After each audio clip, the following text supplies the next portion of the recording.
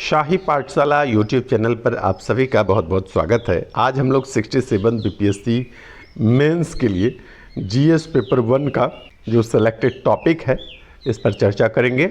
GS paper 2 के लिए जो सेलेक्टेड टॉपिक है, इम्पोर्टेंट टॉपिक है 67 बीपीएससी मेंस के मद्देनज़र, वो मैं आपको दे चुका हूँ। आज मैं जीएस पेपर 1 के लिए जो है सेलेक्टेड टॉपिक वो लेकर उपस्थित हुआ हूँ। तो यहाँ पर मैंने 67 BPSC mains examination important topic लिया है जीएस पेपर 1 के लिए। आइए देखते हैं कि पहले खंड में कितने प्रश्न को मैंने शामिल किया है और क्यों शामिल किया है, इस पर भी थोड़ी थोड़ी चर्चा होगी, लेकिन ज़्यादा है कि मैंने शामिल किया है। जीएस पेपर 1 में जितने भी टॉपिक मैंने सेलेक्ट किए हैं, उम्मीद है कि इतने टॉपिक को यदि आप तैयार कर लेते हैं तो निश्चित रूप से आप 6 के 6 प्रश्न लिखने में सक्षम होंगे, आपका कोई प्रश्न नहीं छूटेगा। लेकिन फिर भी यदि आपको लगे कि इससे और भी ज़्यादा प्रश्न तैयार किया जा सकता है, आप करने में सक्षम हैं, तो निश्चित रूप से और भी प्रश्न को आप तैयार कर सकते हैं, और भी प्रश्नों के उत्तर तैयार करने चाहिए। तो आइए शुरू करते हैं हम लोग। यहाँ पर क्या है कि पहला प्रश्न मैंने जनजातीय विद्रोह से लिया है।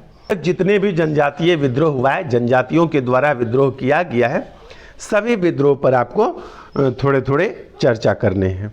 दूसरा प्रश्न जो बीपीएससी का बहुत चहेता प्रश्न रहा है, फेवरेट प्रश्न रहा है, 1857 की क्रांति से रिलेटेड आप देखेंगे तो कभी ना कभी जो है प्रश्न बीच बीच में बराबर पूछता ही चला गया है बीपीएससी।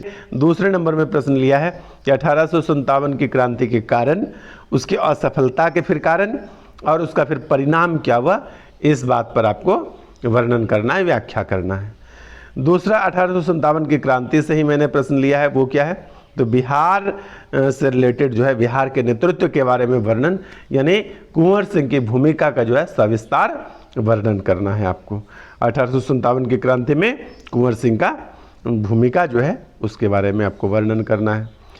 कला से मैंने लिया है मौर्य कला और पाल कला को, दोनों प्रश्न आपको तैयार करने हैं, मौर्य वास्तुकला भी और पाल कला भी। यहाँ पर मैं कहूँगा कि मौर्य कला को विशेष रूप से तैयार कीजिएगा। मुझे लगता है कि मौर्य कला ज़्यादा इम्पोर्टेंट है पाल कला के तुलना में, लेकिन यह कहने का मतलब कतई नहीं है कि आप पाल कला को तैयार नहीं करिए। उसके बाद आइए चलते हैं 5वें प्रश्न पर। 5वां प्रश्न मैंने लिया है बिहार के किसान आंदोलन में स्वामी सहजानंद सरस्वती की भूमिका का वर्णन करें। तो स्वामी सहजानंद सरस्वती से रिलेटेड प्रश्न जो है बीपीएससी पहले भी कई बार पूछ चुका है, इसलिए आप स्वामी सहजानंद सरस्वती को 67 बीपीएससी मेंस के लिए जरूर तैयार करेंगे। विचारधारा में 2 व्यक्ति की विचारधारा आपको पढ़नी है, रविंद्रनाथ टैगोर और जवाहरलाल नेहरू की। मुझे लगता है कि रविंद्रनाथ टैगोर 67 बीपीएससी मेंस के लिए ज़्यादा इम्पोर्टेंट है। वैसे आप दोनों तैयार करेंगे, मैं यदि ज़्यादा इम्पोर्टेंट कह देता हूँ तो आप उसको विशेष रूप से पढ़ सकते हैं, लेकिन ये कहने का बिल्कुल भी मतलब नहीं है कि आप जवाहरलाल नेहरू को नहीं पढ़ें, पाल कला को नहीं पढ़ें। ठीक है, आइए चलते हैं अगले प्रश्न पर कि तकनीकी शिक्षा एवं पाश्चात्य शिक्षा के संप्रसार का पर प्रकाश डालें। तो यहाँ पर तकनीकी शिक्षा और पाश्चात्य शिक्षा दोनों को बढ़िया से तैयार कीजिए। मल्टीपल डायमेंशंस में सभी प्रश्न को जो है विभिन्न आयामों में तैयार करेंगे। मैं एक टॉपिक दे देता हूँ, टॉपिक पर एक प्रश्न मुझे जैसा लगता है कि इस प्रकार से पूछा जा सकता है, उस आयाम में मैं अपना प्रश्न एक फॉर्मेट कर लेता हूं, बना देता हूं। लेकिन प्रश्न पूछे जाने के कई आयाम हो सकते हैं, उसमें टेल और भी जुड़ा हो सकता है, जुड़ा रहता भी है।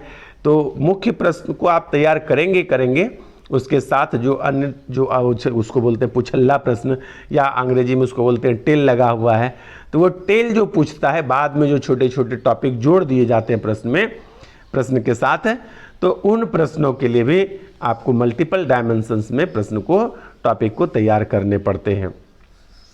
तो जितने भी प्रश्न मैं यहाँ पर दे रहा हूँ या टॉपिक दे रहा हूँ, उसको आप मल्टीपल डायमेंशंस में यानी विभिन्न आयामों में उस प्रश्न को, उस टॉपिक को तैयार करेंगे। ठीक है, आइए 8वां प्रश्न मैंने क्या लिया है, सामाजिक आर्थिक वर्ण व्यवस्था को लेकर डॉक्टर भीमराव अंबेडकर के विचार को लिखना है।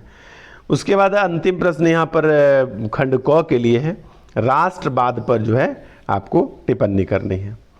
राष्ट्रवाद कई बार पूछा गया है। राष्ट्रवाद मुझे लगता है कि 67 बीपीएससी मेंस के एग्जामिनेशन के लिए इम्पॉर्टेंट टॉपिक है, तो राष्ट्रवाद भी आप तैयार कर लेंगे। मैंने यहाँ पर कुल मिलाकर 9 प्रश्न दिखाई दे रहा है, लेकिन कुल मिलाकर इसमें 12 प्रश्न निहित हैं, छिपे हुए हैं। तो 12 प्रश्न अभी मैंने 12 टॉपिक को लिया है। आप 12 तो पढ़ेंगे ही पढ़ेंगे। यदि आपको लगता है कि इस 12 प्रश्नों के अलावे भी कुछ और प्रश्न इंपॉर्टेंट है, तो निश्चित रूप से आप उस प्रश्न को भी तैयार करिए, उसके उत्तर को तैयार कीजिए और उसको भी पढ़िए। खंड क के लिए तो हो गया, और खंड क में मुझे लगता है कि इतने में से ही आ जाएगा। जब और भी समय नज़दीक हो जाएगा, लास्ट का समय आ जाएगा, तो मैं आपको पूरे जीएस पेपर 1 और जीएस पेपर 2, पूरे दोनों पेपर जीएस के लिए मैं आपको गेस प्रश्न बना कर दूंगा। गेस प्रश्न में से अधिकांश उम्मीद करिएगा कि यही प्रश्न आएगा, और गेस प्रश्न का मतलब ये बिल्कुल भी नहीं है कि मैंने बोर्ड से मांगकर प्रश्न आके लाके आपको दे दिया है। गेस का प्रश्न का मतलब गेस होता है, मैं उम्मीद कर रहा हूँ कि ये सब पूछा जा सकता है, मैं ये नहीं कह रहा हूँ कि यही पूछा जा सकता है, तो वो गेस मैं लास्ट में दूंगा। गेस का मतलब ये हुआ कि यह प्रश्न ज़्यादा इम्पॉर्टेंट है, पूछे जाने की संभावना में, उसको आप विशेष रूप से तैयार कर लें। ये मतलब नहीं है कि सिर्फ इसी को तैयार करें और नहीं तैयार करें, समझ रहे हैं? तो गेस में लास्ट में दूंगा। आइए खंड ख में देख लेते हैं क्या क्या मैंने यहाँ पर शामिल किया है। पहला प्रश्न है रूस यूक्रेन वॉर को लेकर के। आप जानते हैं कि पिछले 8 महीने से रूस यूक्रेन के बीच वॉर चल रहा है। इससे वैश्विक अर्थव्यवस्था में भी बहुत प्रकार के परिवर्तन आए, तो इसके बहुत सारे आयाम हैं, बहुत सारे डायमेंशंस हैं। तो जितने डायमेंशंस में आप इस प्रश्न को कवर कर पाएंगे करिए। ये प्रश्न हमको लगता है कि पूछे जाने की संभावना जो है काफ़ी ज़्यादा है, बहुत प्रबल है। तो इसमें मैंने जो प्रश्न तैयार किया है वो इस प्रकार से कि रूस यूक्रेन युद्ध के आलोक में वैश्विक अर्थव्यवस्था पर प्रभाव, अंतर्राष्ट्रीय संबंध पर प्रभाव, रूस पर आर्थिक प्रतिबंध, हथियारों के निर्माण की होड़, युद्ध के कारण ग्लोबल वार्मिंग का बढ़ना। इसमें आप देख रहे हैं कि युद्ध में ड्रोन, तो ड्रोन तकनीक को मैंने साइंस एंड टेक्नोलॉजी में आपको दिया है। रूस यूक्रेन वॉर से पता चला कि ड्रोन का कितना ज़्यादा इम्पोर्टेंट है। ड्रोन इम्पोर्टेंट तो सबको पता था, लेकिन इतना ज़्यादा इम्पोर्टेंट है ड्रोन का, ये रूस यूक्रेन वॉर से पता चला। दुनिया में इस युद्ध के बाद जो है कि ड्रोन बनाने की जो है होड़ मची हुई है, तो उसको भी आप वहाँ पर ज़रूर तैयार करेंगे, पढ़ना है। और जो भी प्रश्न आपके मन में इसके साथ बनता है, इस प्रश्न को मल्टीपल डायमेंशंस में तैयार करेंगे। रूस यूक्रेन वॉर को लेकर के भारत का क्या नज़रिया रहा है, भारत इसमें किस प्रकार के वैश्विक रिलेशन जो है कि बनाने में सफल रहा है या असफल रहा है, तो इन बात को भी आप अलग से भारत का जो परिप्रेक्ष्य है उसको भी तैयार जरूर कर लेंगे।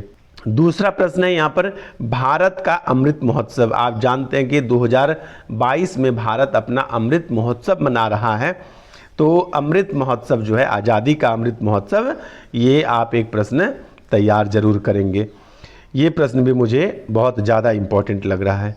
तीसरा प्रश्न है संयुक्त राष्ट्र सुरक्षा परिषद में भारत की अस्थायी सदस्यता। बहुत सारे देशों ने इसका समर्थन भी किया है, तो आपको ये प्रश्न भी जो है यहाँ पर काफ़ी इम्पोर्टेंट हो जाता है।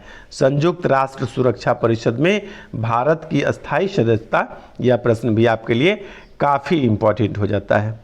चौथा प्रश्न है यहाँ पर G20 शिखर सम्मेलन की मेजबानी अगले वर्ष यानी 2023 में जो है भारत करने जा रही है। इस परिप्रेक्ष्य में भारत की भूमिकाओं का वर्णन करें। आपको पता ही है कि G20 शिखर सम्मेलन भारत में होना है, भारत के जम्मू कश्मीर में होना है, तो इसके मद्देनज़र भी आपको बीपीएससी मेंस में G20 से रिलेटेड प्रश्न पूछा जा सकता है।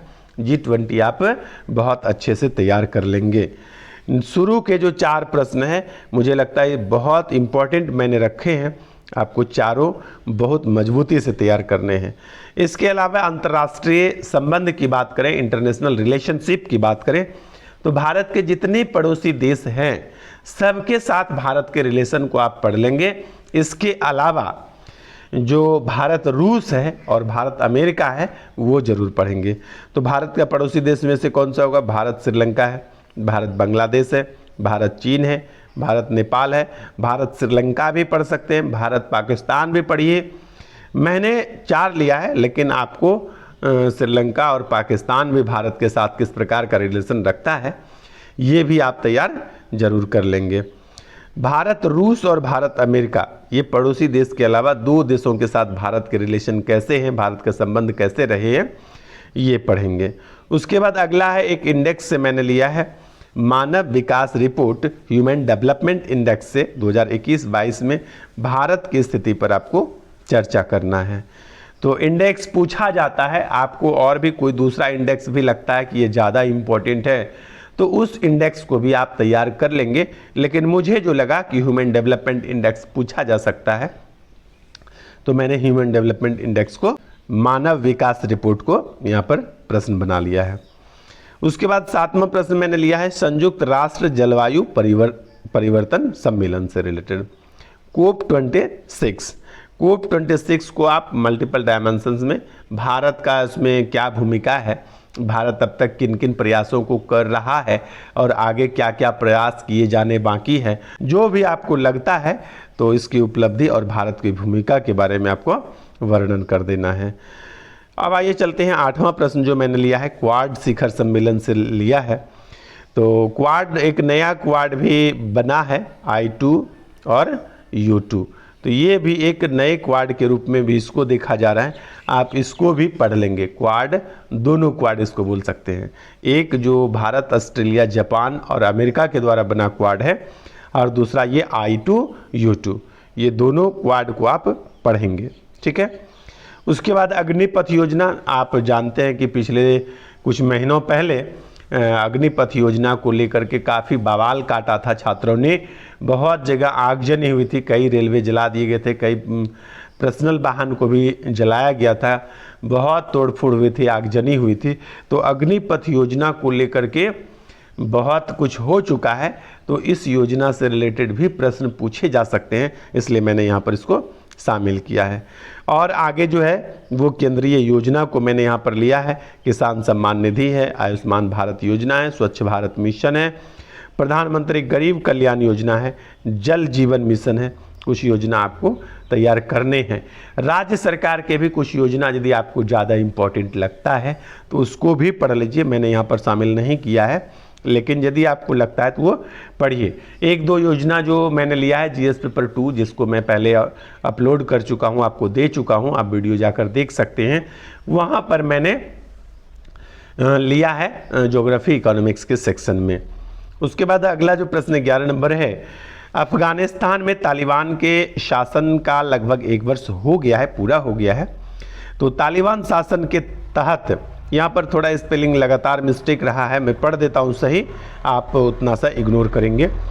तो क्या लिखा है, तालिबान शासन के तहत अफगानिस्तान में वर्तमान परिदृश्य और भारत के लिए अफगानिस्तान के महत्व पर चर्चा कीजिए।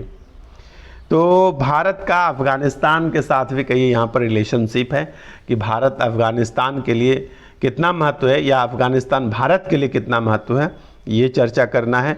और तालिबान प्रशासन को 1 वर्ष पूरा हुआ, इस 1 वर्ष के अंतराल पर क्या क्या दुनिया ने देखा तालिबान को करते हुए। अब तक में तालिबान को जो है कि वैश्विक स्तर पर बहुत कम देश जो है मान्यता दिया है, यूँ कहें कि कोई मान्यता लगभग नहीं दिया है। तो इस नज़रिए से आपको प्रश्न के उत्तर तैयार करने हैं।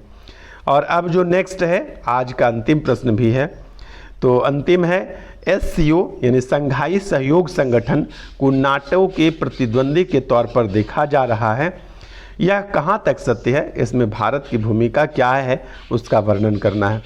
तो मूल रूप से मेरे कहने का मतलब है कि आप अंतर्राष्ट्रीय संगठन में एक UNO तैयार करेंगे, संघाई सहयोग संगठन तैयार करेंगे, नाटो तैयार करेंगे।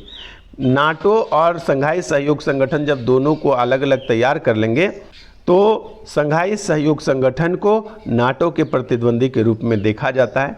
ये लिखिएगा आप, 2, 4, 5 लाइन 10 लाइन में लिख दीजिएगा तो हो जाएगा। क्या लिखना होगा, आप जानते हैं कि नाटो जो है पश्चिमी नेतृत्व में तैयार किया गया है, अमेरिका और उसके सहयोगी देशों के द्वारा, और संघाई सहयोग संगठन जो है रूस और उसके सहयोग वाले देशों के द्वारा तैयार किया गया है। नाटो का सदस्य भारत नहीं है, जबकि संघाई सहयोग संगठन जो है उसका सदस्य भारत भी है। तो इस प्रकार से जो है संघाई सहयोग संगठन को नाटो के प्रतिद्वंदी के रूप में देखा जाता है। ये लास्ट में आप थोड़ा वर्णन कर देंगे तो इसी प्रश्न का उत्तर हो जाएगा। मूल रूप से जो टॉपिक होता है वही उत्तर होता है, लेकिन जो टेल जोड़ा जाता है तो उसमें किस प्रकार का रिलेशन बन रहा है ये आपको नीचे 5 लाइन 7 लाइन जितने में आप लिखने में उत्तर लिखने में सक्षम है वो जोड़ देंगे। जो प्रश्न मैं आपको गेस करके यहाँ पर जीएस पेपर 1 के लिए और पहले जीएस पेपर 2 के लिए आपको दे चुका हूँ, इसके लिए पीडीएफ मैं टेलीग्राम पर रख दूंगा, मतलब टेलीग्राम पर दे दूंगा। आप वहाँ से जा कर के इसको अपने पास रख सकते हैं जब इच्छा हो कि कौन कौन से इम्पोर्टेंट टॉपिक यहाँ होता क्या। अधिकांश स्टूडेंट क्या करता है कि मैंने कुछ इंपॉर्टेंट दिया, कुछ और कोचिंग, इस प्रकार से सभी कोचिंग को मिलाइए। कुछ क्वेश्चन जो ज़्यादा मिल रहा है कि सब लोग दिया है उसको बहुत ज़्यादा तैयार कीजिए, और जो लग रहा है कि नहीं इसको कोई नहीं सिर्फ यहीं पर दिया गया है तो उसको लोग कम तवज्जो देते हैं। तो आपको जैसा लगता है आप इसको ज़रूर रखिए, लेकिन ज़रूर इसको मैं टेलीग्राम पर दे दूंगा, वहाँ से आप सेव करके डाउनलोड करके रख सकते हैं। बने रहिए शाही पाठशाला के साथ। धन्यवाद।